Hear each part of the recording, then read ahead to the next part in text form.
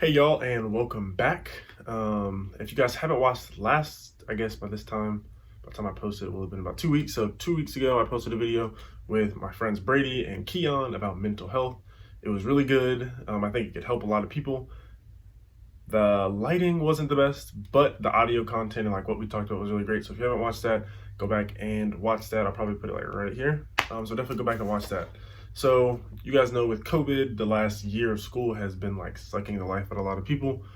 But we are finally, a lot of schools, at least I know Hampton is going to go back in the fall, and I know a lot of other schools are following suit.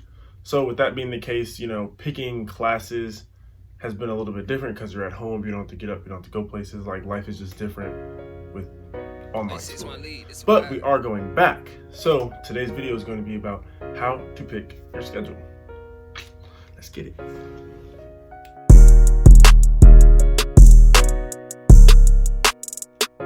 The first tip for creating a schedule for your whatever year you're in is going to be to create a 4-year plan. So a 4-year plan, or I guess it could be a 5-year plan for some people, is just literally the rough classes that you're going to be taking throughout your time at that university. And the reason I say 5 for some people is because they're like MBA degrees and other things you can do that can take 5 years instead of 4. So whatever it's going to be, just a rough plan, doesn't have to be exact, of classes you're going to take throughout your time there.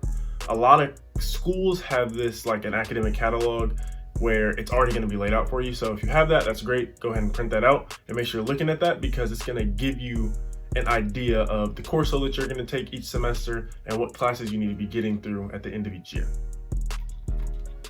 So the next tip is going to be to talk to people. So 3 biggest categories of people are going to be upperclassmen, or people who are like in your major that have already taken the courses that you're going to be taking, advisors, and teachers that you're cool with. So the reason these are important is because students will give you the real deal. They'll tell you which courses you should take, which courses are going to be like your stumble courses, what courses you can expect to be easy, which courses you can expect to be hard.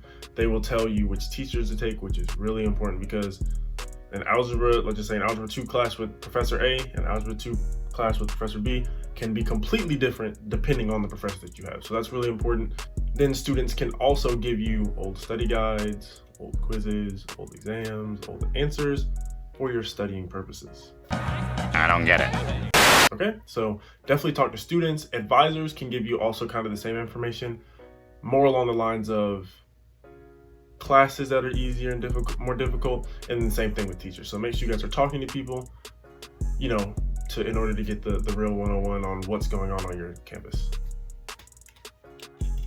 So number 3 is going to be taking classes outside of the fall and spring semesters.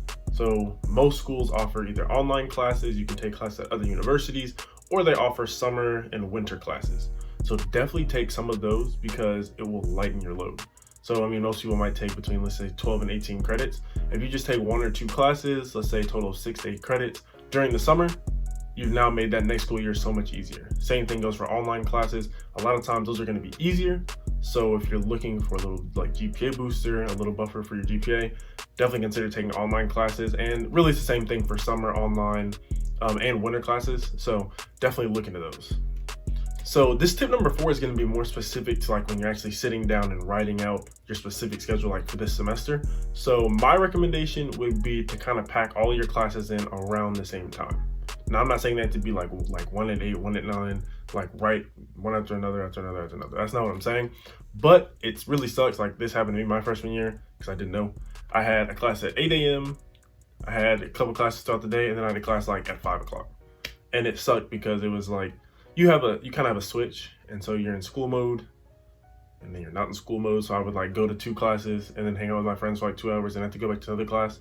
And by that last class, I was literally like not in sync at all, like never paid attention. Thankfully it was an easy class, so it wasn't really a problem. But that'd be my recommendation, is to try and stack all your classes in like one area.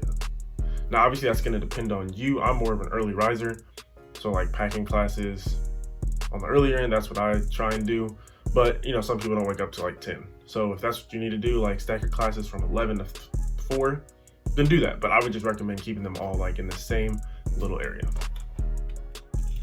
All right, I'm not even sure what tip number this is, but my next tip would be to take easier classes or a lighter load your freshman year for 2 reasons. 1, you're still getting acclimated. Like even if you did well in high school, college and high school are two different things. So take this time to get acclimated. And then the second part of this is to raise your GPA. Let freshman year be a GPA booster for you. Let it be a buffer, because for most majors, like I'm a biology pre-med major, freshman year was probably the easiest year I'm gonna have, and then it's all, I don't wanna say downhill, but it's all more difficult from there, right? You're gonna have to start preparing for the MCAT, other things, preparing for real life, all that type of stuff. So definitely make that first year, you need to do well that first year. So whatever you need to do, whether that's, you can't just not take classes, but if that's choosing some of the easier classes that you're going to take for that major to take that freshman year, then definitely do that. And then finally, the last, and this is really probably the most important tip, is to do everything early. Early where it gets to worm. That is so true, because all those things I talked about, wanting to take specific courses, specific teachers, specific lab times, like all these things, other people know. And so if you come late, you'll be stuck with the people that nobody wants. So when I say be early, I mean like create your schedule, the 4-year plan, all that stuff that I already talked about. Do that. Like if it's going to be, for example, I think ours starts on April 12th.